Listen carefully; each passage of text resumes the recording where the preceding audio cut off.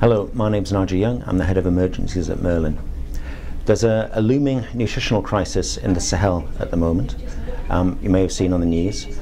Round about late last year, it was seen that the food situation was getting worse.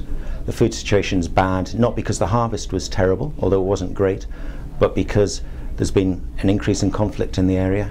Food prices are getting more expensive. The remittances from Libya have dried up that many people in the region relied on. We noticed this at Merlin and decided that we should take some sort of action.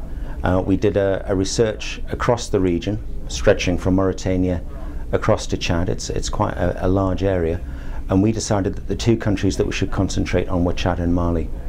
At the end of February and through the beginning of March, we had a team travel out to those two countries and take a much closer look, because it was really hard to tell from a distance what the situation was going to turn out like. At the end of March, we've sent a team to Chad to start a program in the Hajj area, which is just a little bit northeast of N'Djamena, the capital, to an area that's largely underserved. We're looking at three main courses of action.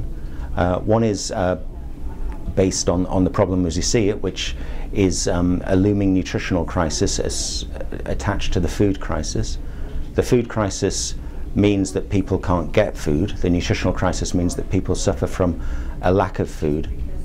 The nutritional crisis we're particularly concerned with in the children who are under 5 and women who are pregnant or nursing.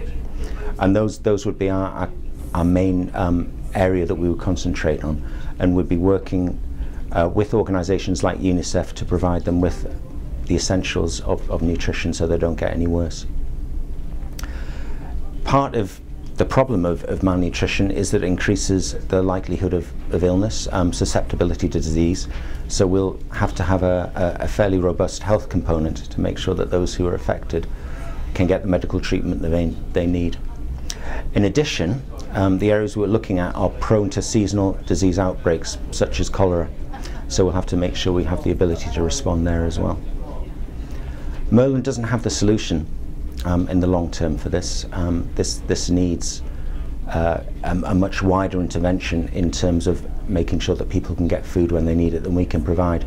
But what we can do for the time being is make sure that we can alleviate the suffering and make sure that those who need help can get it.